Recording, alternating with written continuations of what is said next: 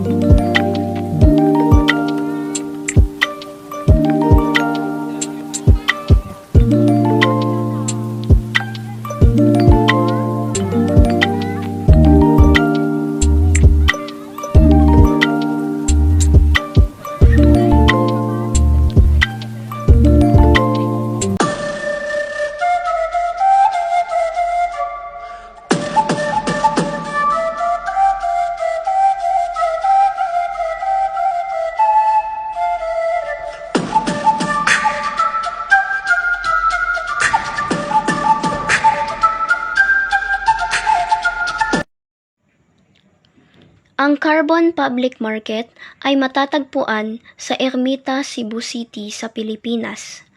Ito ang pinakamatandang pamilihan sa rehiyon ng Central Visayas.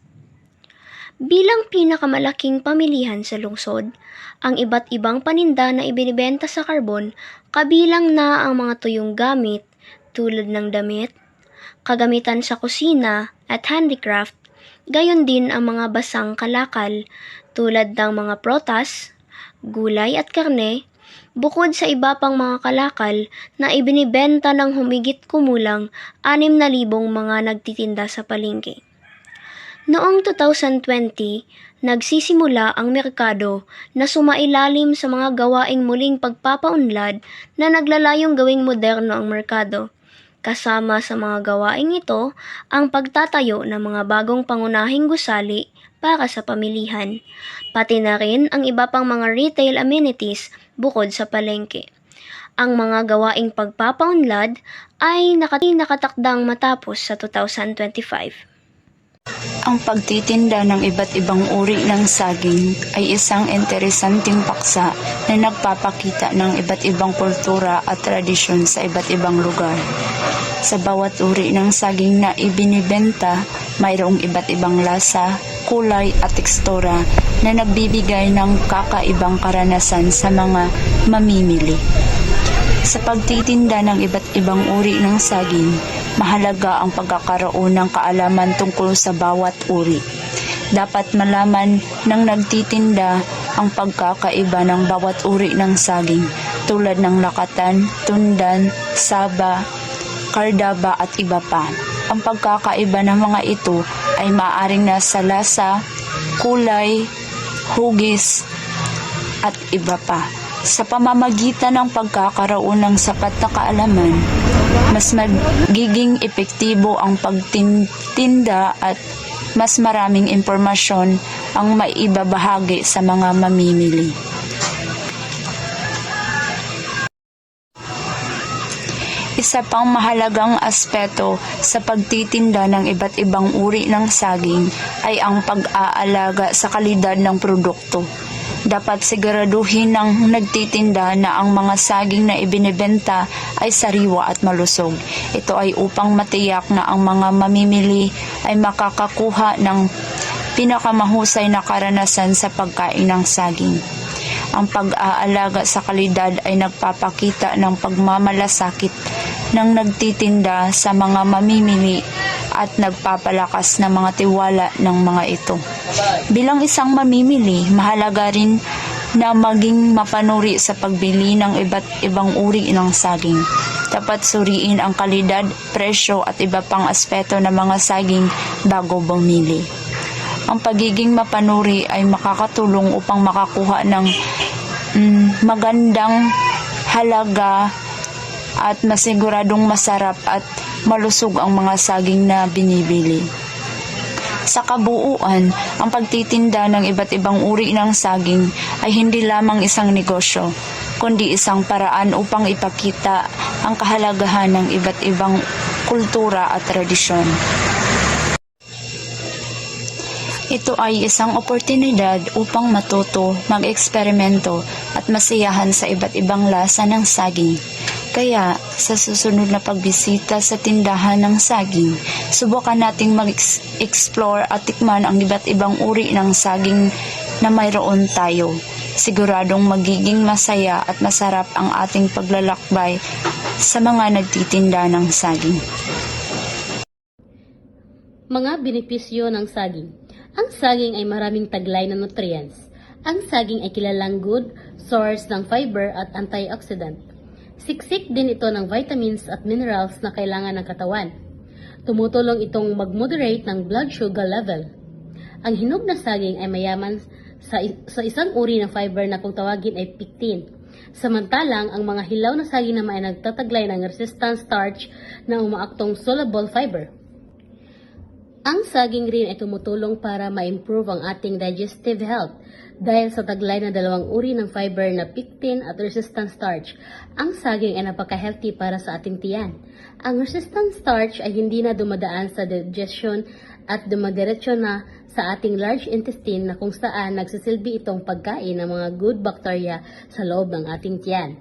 Samantalang, ang pectin naman ay ayon sa pag-aaral ay pinoprotektahan ang ating tiyan mula sa colon cancer. Ang saging ay makakatulong sa pagbawas ng timbang. Dahil sa rich in fiber, ang saging ay makakatulong rin sa mga gustong magbawas ng timbang. Binabawasan din ito ang ganang kumain ng isang tao dahil sa resistant starch na nagbibigay agad ng feeling ng kabusugan. Mababa rin ang taglay na calories nito, ngunit nag-uumapaw naman ang nutrients na healthy sa katawan. Pinangalagaan rin ng saging ang ating puso. Ang isa pang importanteng benepisyo ng saging na nagbibigay sa ating katawan ay ang pangalaga nito sa kalusugan ng ating puso. Ito ay dahil sa taglay nitong potassium na importante para sa ating heart health at blood pressure control. Ang pagkain ng potassium-rich diet ay nagpabababa ng blood pressure. At ang mga taong kumakain ng sapat na dami ng potassium ay bumababa ang tsansa na magka-heart disease ng hanggang 27%. Mayroon din itong taglay na magnesium na importante rin para sa ating puso. Kaya dapat tayong lahat ay kumakain ng saging para mas marami tayong nutrients sa ating katawan. Alam nyo ba na may isang lugar dito sa Cebu na puno ng produktong dekalidad at abot kaya? Sa Carbon Public Market ng Cebu, matatagpuan ang masiglang mundo ng mga nagtitinda ng saging. Ang saging hindi lang basta prutas. Ito ay puno ng sustansya at enerhiya na nagbibigay ng lakas ng ating katawan. Sa Carbon Public Market, makakasiguro kang ang mga bawat pirasong saging ay sariwa at dekalidad. Sa Carbon Public Market ang tahanan ng mga nagtitinda ng saging sa Cebu. Dito, ang bawat pirasong saging ay may kwento at pagmamahal. Tara na at suportahan natin ang ating lokal na mga tindero at tindera. Ang saging ay hindi lang prutas kundi simbolo ng pagkakaisa at suporta sa lokal na industriya. Sa Carbon, makakasiguro tayo na ang bawat produkto ay sariwa at dekalidad mula sa produkto ng saging, gulay, prutas at iba pang mga pangangailangan natin. Lahat ay matatagpuan dito. Hindi lang ito tungkol sa pagbili ng mga produktong pangangailangan natin. Ito ay tungkol sa pagsuporta sa ating lokal na mga negosyo at pagbibigay ng kabuhayan sa ating mga kababayan. Sa Carbon Public Market sa Cebu ay tahanan ng mga lokal na negosyo.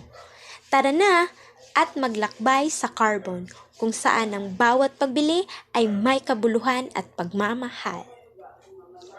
Ano pa ang hinihintay ninyo? Pumunta na kayo sa Carbon Public Market. Dito ang tamang destinasyon para sa inyong pangangailangan sa kalusugan. Dito, makakakita ka ng masiglang palengke na nag-aalok ng sariwang produkto at masasarap na pagkain. Sa Carbon Public Market, makakahanap ka ng mas murang presyo para sa iba't ibang kalakal at produkto. Makakatipid ka at makakaranas ng mas maraming pagpipilian, kaya't mas sulit na bumibisita sa Carbon Public Market. Bukod dito, kilala ang Carbon sa mga tradisyonal na lokal na produktong Cebuano, kaya't mapagkakatiwalaan ang mga kalakal na makikita rito. Ang mga saging dito ay kilala sa tamang kalidad at mas mura kumpara sa ibang lugar. Tiyak na sulit ang bawat perang gagastusin para sa masustansyang prutas. Bawat piraso, siguradong mapapasigla ang iyong pangangatawan sa tamis at sustansya ng mga saging na handog. Sa araw-araw na bagong ani, tiyak na makakatikim ka ng mga sariwang lasa at kahulugan ng pagiging malasa ng tunay na saging. Ang mga nagtitinda sa Carbon Public Market ay laging handa ang makipag-usap at magbigay ng impormasyon ukol sa kanilang mga produkto. Bukod dito, ang malinis at maayos na pagsasaayos ng saging sa bawat tindahan ay nagbibigay ng maayang karanasan sa bawat mamimili. Tinatangkilik din ang mabilis na transaksyon at maayos na sistema ng pila para sa mas maayos na serbisyo. Sa pamamagitan ng kanilang maaasahang serbisyo, nagiging mas maganda at mas komportable ang karanasan ng mga pumupunta sa Carbon Public Market. Sa Carbon Public Market, mas pinasarap, mas pinamura. Saging na dekalidad, saging na sulit na tiyak na magpapabalik sa iyo ng paulit-ulit. Halina't pumunta sa Carbon Public Market.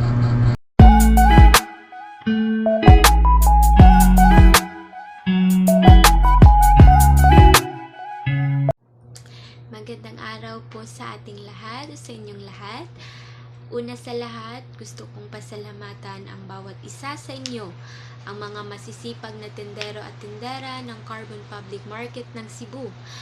Sa araw-araw na ginagawa ninyong pagtitinda, hindi ninyo alam kung gaano kayo kahalaga sa aming pag-aaral. Maraming salamat po sa inyong walang sawang pagsuporta at kooperasyon. Hindi namin magagawa ang aming pananaliksik tungkol sa iba't ibang uri ng saging. Inyong itinuro sa amin ang kahalagahan ng bawat uri ng saging, pati na rin ang kanilang mga katangian at benepisyo. Ang mga iyong kaalaman or ang inyong mga kaalaman at karanasan ay naging susi sa aming pag-aaral. Sa kabila ng inyong mga gawain, inyong pinaglaanan ng oras ang aming mga katanungan at pangangailangan. Sa mga sandaling iyon, hindi lamang kami naging mga mag-aaral, ngunit naging parte rin kami ng inyong komunidad. Nagkaroon kami ng pagkakataon na makita ang inyong dedikasyon at pagmamahal sa inyong trabaho. Maraming salamat sa inyong pagiging bukas at mapagbigay. Ang inyong kontribusyon sa aming pananaliksik ay hindi namin malilimutan. Patuloy sana kayong maging matagumpay sa inyong mga gawain at magpatuloy sa pagbibigay ng serbisyo sa ating mga kababayan. Sa huli, nais namin na ibahagi ang isang simpleng mensahe. Ang inyong trabaho ay mahalaga. Ang inyong mga kontribusyon ay nagbibigay ng malaking tulong sa ating komunidad, sa bawat saging na inyong itinitinda at sa bawat kaalaman na inyong ibinabahagi. Nagiging parte kayo ng aming paglalakbay sa pagkatuto. Maraming salamat po ulit at mabuhay kayo.